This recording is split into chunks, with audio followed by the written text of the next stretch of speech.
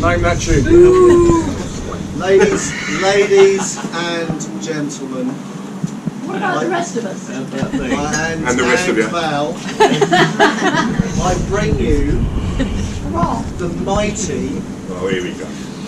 the almighty Jamie Sword to kick off.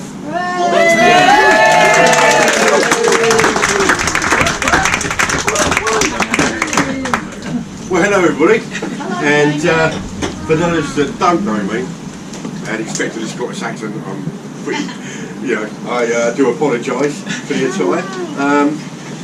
I'm sorry to disappoint you, but for those that do know me will probably know that you'll probably still have to edit this afterwards and have a translator. Okay? You said mate, thanks. Are you doing the music in, Karen? Yeah, thanks. Yeah, can you get the music on line this time, please? Yeah. Public speaking isn't really my thing, as you all probably know and tell from the beads of sweat shaking going on here. So there might be a few choice words thrown in, which I kind of apologise for. This is going to be short and sweet, because I'm going to hand over to the professional narrator later. Okay? All right, mate? Lining me up nicely, mate. I thought I'd get in there. I'd just like to say that me and Andy's bromance goes back quite a few years, to the extent that actually Robyn got a bit jealous about our belly laughs together, didn't you, darling? Yeah, to the extent that she probably thought that we were going to elope somewhere at some point. You did, didn't you? In all fairness. But can I just say that Robyn, you can quite frankly keep him at his wits, because we all know what that's like. But those times are in the past now, so and we've all matured a bit, possibly a bit more than others. Okay. So I'm not going to stand there and pretty much do already and reminisce about the past. All right. Because you've probably all heard the story so many times before, and you possibly hear them all again tonight. So we'll leave that for later on this evening. I'm just going to say how honoured I was to be asked to be best man by you guys. And it was a big privilege to be asked, even though I was hacking myself as I stood out. I've known Andy for now, best part of 40 years, and we've had some great times and some great evenings. Probably not some as good as others. And some that ended up very messy and in fact very bloody. No, we need to ask. Don't worry about that one. But I'd just like to say that Rob compliments Andy in every way possible. Okay. And in fact we've all had some great times now with Robyn, and she's joined the group really well. We love her to bits.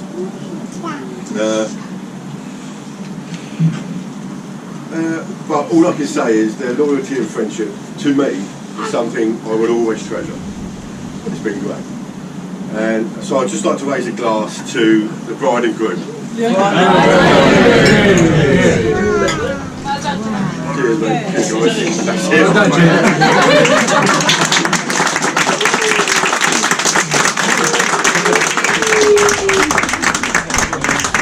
I've only got one hand, so I'm slapping your head to clap. Thanks, man.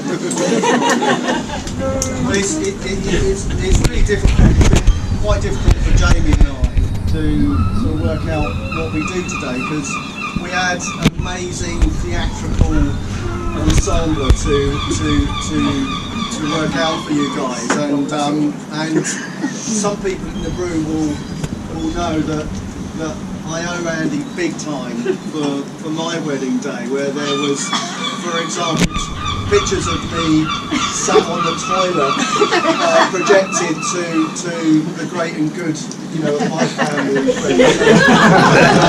So it's a little bit disappointing, and it's been quite difficult for us to do that without lights, camera, action here today. So Jamie's obviously done a terrific job in introing, and I just thought, well, we ought to keep the tone really nice and friendly, and and just celebrate the life of Andrew Wickenden.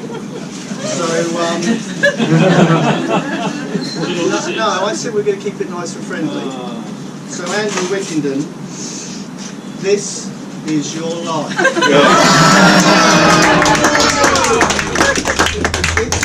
It's a brief history because I've been told not to go on, and I've been told that. Not be that brief, it's I've been told not to go on, and I've been told to, that everyone wants to get home, and and we want to stop before the rain comes. But let's just do this. Andrew Wickenden, this is your life. Born Andrew Wickenden on the 12th of September. Right? very nearly. It's It's a long label. Deliberately wrong. 1971 to the proud parents, Joe and Val. Joe, congratulations. We should say well done, shouldn't we, at this point? So as I say, we'll keep it nice and pleasant for Andrew. It's a special day after all. Yes.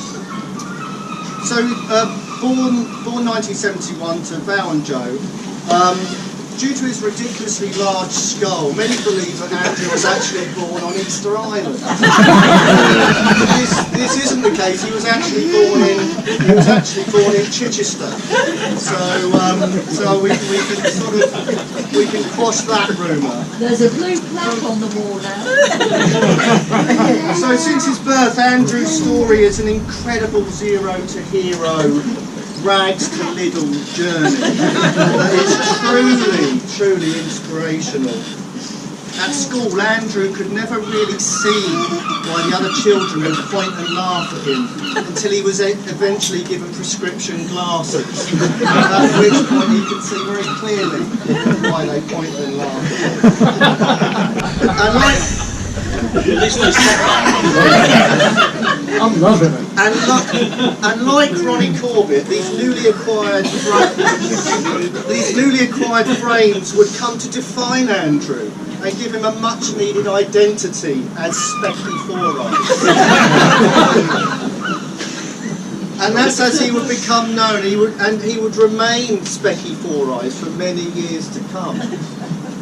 And despite his new bully magnets, as they're otherwise known, Andrew continued to be overlooked at school, such as being cruelly and ironically overlooked as the milk monitor, despite having 6 nipples.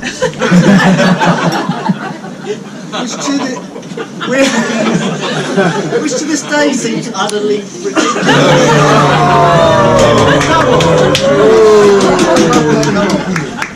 So then we fast forward to Chichester High School, where Andrew found common ground with a large, sweaty, incoherent Scots person called Jamie, who's actually the lovely guy sat next to me here today. So, and Jamie would become an excellent foil for the bully boys and a lifelong sentence, or rather friend, to Andrew. It was at this time that Andrew really started to come into his own. He closely followed the fashion of pop superstar and gay icon George Michael in becoming a trendsetter with his earrings and overpowering Lynx deodorants. None of us knew. So then we fight again. I'm keeping this brief. So fast forward to our first meeting in Woolworths, and for those of you, in fact, most of you remember Woolies, right? For those of you that don't, it's a general store that sold excellent produce, right? And so fast forward to our meeting in Woolworths. Now, it wasn't easy being Andrew's boss, and it took some adjustment for him having me as his boss, and I think he still holds that respect to his but keeping Andrew customer focused and task orientated was a real challenge for me, and because he's so easily distracted by his female colleagues, the mirror, and Mrs. Miggins' pie shop, of course, which he frequented every Saturday, and strangely his favourite was a chicken and mushroom pie, which goes against the grain, really. You wouldn't believe it, look at me, would you? Yeah. So still after much training and some redirection, Andrew began to excel in Woolworths at sweeping the floor. Am I right, Phil? Emptying the bins. Yeah. And he soon progressed to topping up the pick and mix, didn't you? You reached those giddy heights. Yeah. So he was growing into a man in those days at Woolworths. And it was around this time that his respect for me, I think, as in a supervisory capacity, and in turn my admirations of Andrew's ability to break wind whilst in midair, quickly blossomed into the lasting friendship that we have today. And it's led me to this opportunity to cut him to shreds on his own. And then from Woolworths, Andrew joined Bartholomew's, didn't he, Jamie? We did indeed. And at Bartholomew's with Jamie, he spent most of his time skiving and talking with Jamie before realising that these two attributes could be best used in a profession with sales and with ADT. And he didn't quickly move on from Bartholomew's. He slowly moved on because he had such a comfortable life and only a living doing basically nothing, which is the two gentlemen you see before you. But anyway, so he moved to ADT and he soon became Simon, you from Bartholomew's as well.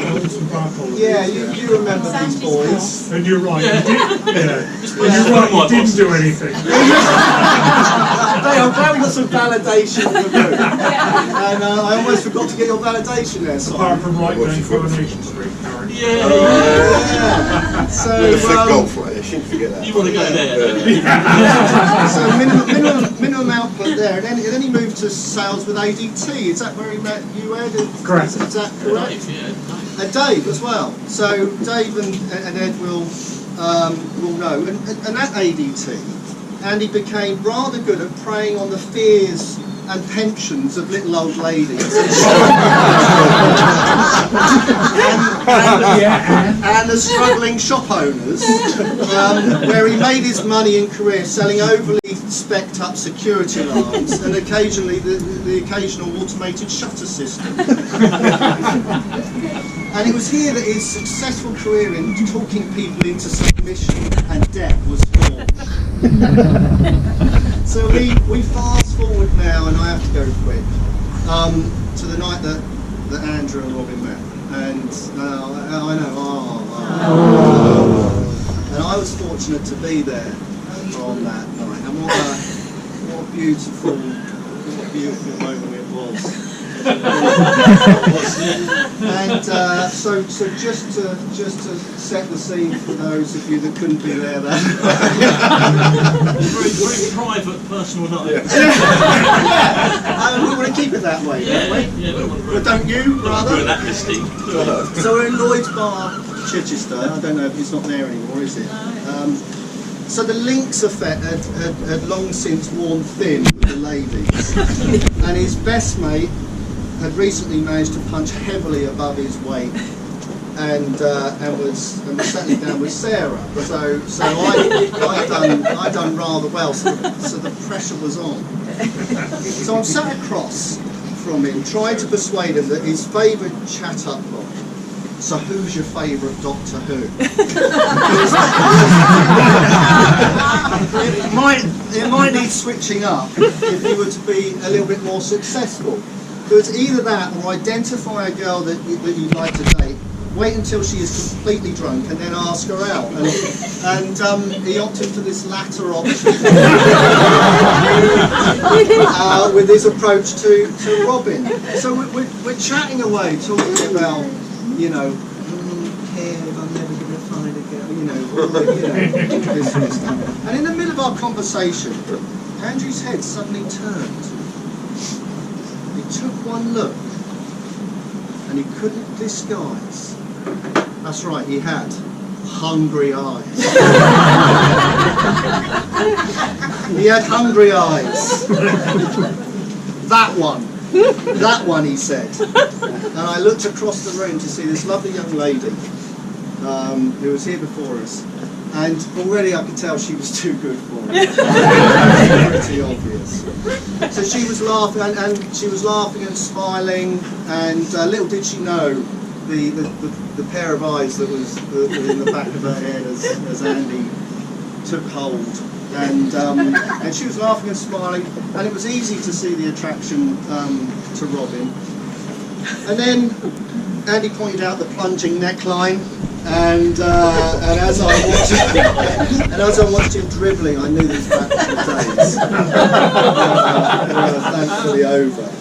And that night, our first impressions of Robyn as this beautiful, kind, and caring lady turned out to be so very true, as everyone will agree today.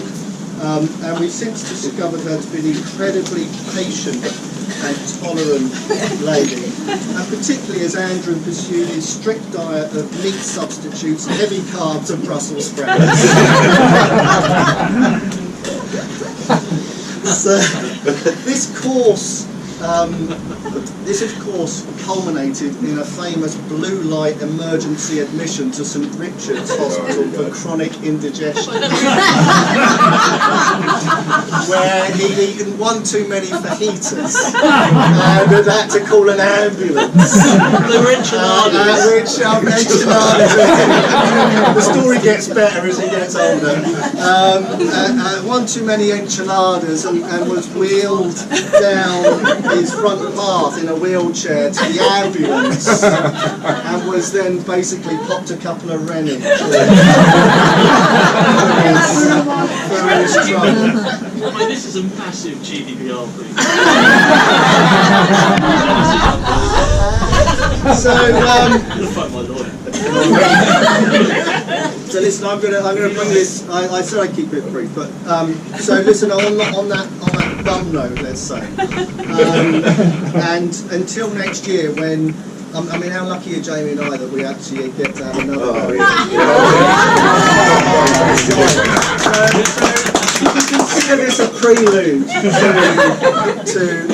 to what Jamie and I have got planned. So he's got a whole year of nervousness and sitting on the toilet ahead of him. So it just leaves me to say, Andrew Wickenden, this is your life, and this is your wife.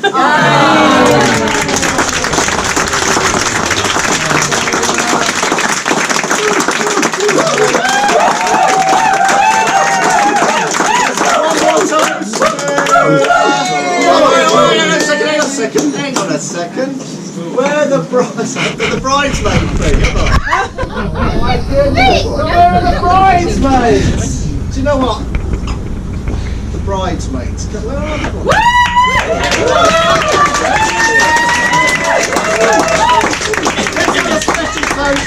beautiful, brilliant bridesmaids today. There they are.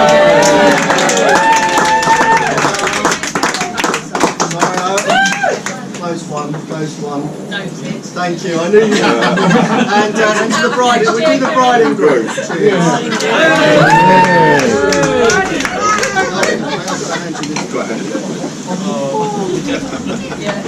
Pull that one out.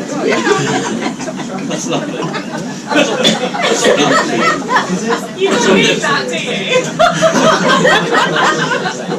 If that is a brief one, you can only imagine what's coming next year. Bring the board in. So, if anyone's wondering, it's Peter Davison, Robyn's favourite Doctor Who.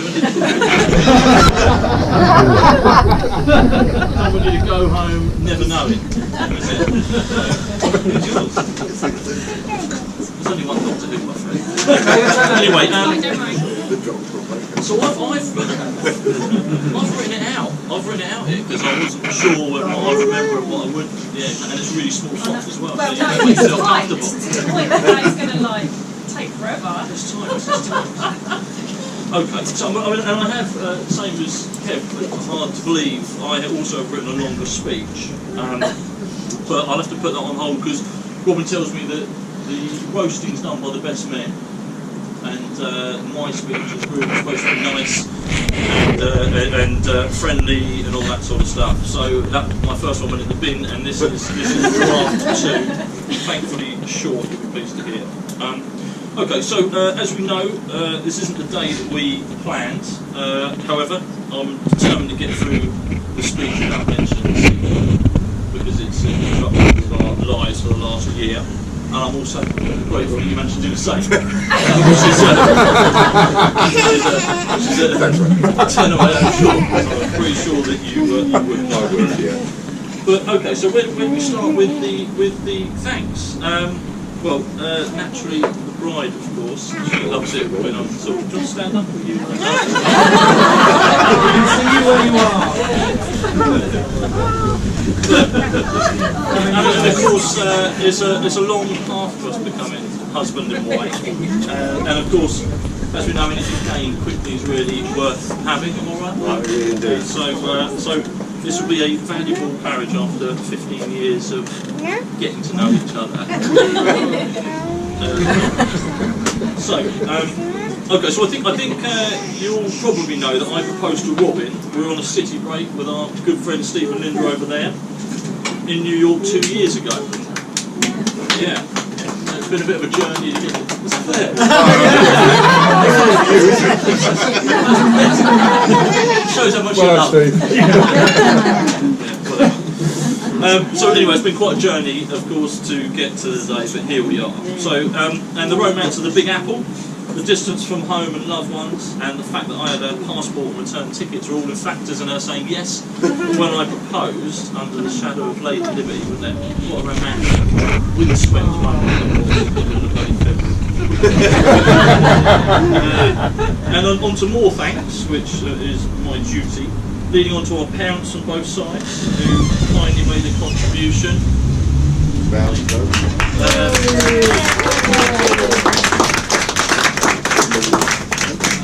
And Alan over there, down there, who made a nice contribution. It's the reason we've had a full buffet and not family pack hulu. That's what I would do. So, okay, and again, of course, a lot of time, a lot of the fun in arranging a day like this is to spend time with some of your closest mates, which we've all had time to do. And as you know, I've got 2 best men, which is simply a role that I couldn't squeeze down to one person. And the truth is, with some of my nearest and dearest, I could have had 4 or 5 best men standing next to me, of which I am grateful. The role today, of course, was made easier by the sterling services of Herbie with the ring.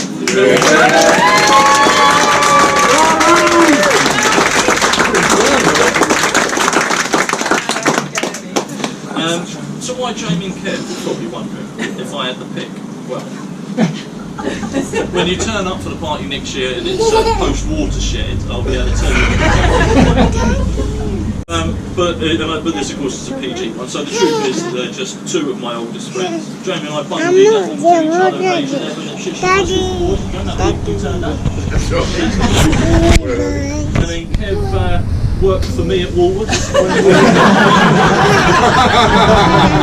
And neither of them managed to avoid each other over the last 30 years. But you know what, it's worked out. The best man's role could have easily fallen to Phil, Barry, Matt, Sean, but no one wants to stand on their wedding day because they've got good looking guys.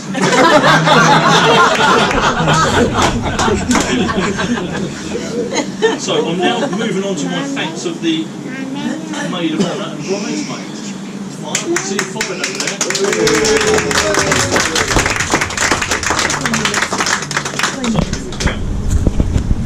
Hold those. I just want to see what colour mine goes.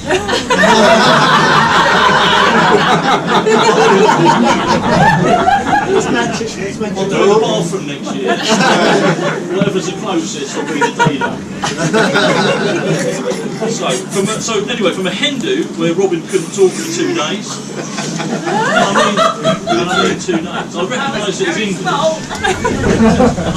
it as English. But we needed a new bath mat anyway, didn't we? To arranging flowers, cakes, hair, makeup, dress choices, Kerry and Maya have been invaluable to Robyn, so thank you very much.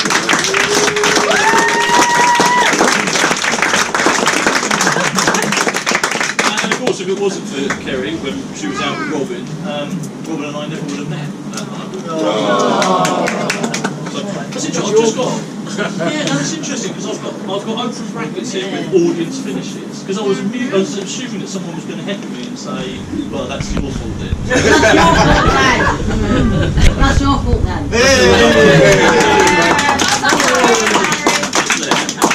And then Kieran for stepping up and walking his mum down the aisle to me today.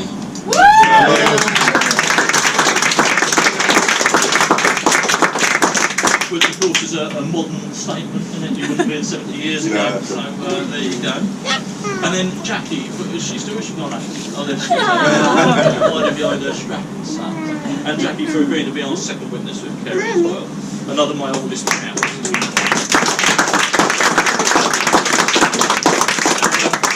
Oldest pals as in length of friendship, not as in age. Mike Downey still holds that one. He is the oldest. So also thanks to everybody in the garden really who's taken time off and travelled and come to say congratulations to us on a wedding day. Really nice mix of people. And as I said earlier, we'll celebrate next year for our first anniversary, right, Rob? That deposit is non-refundable, so that's so thank you.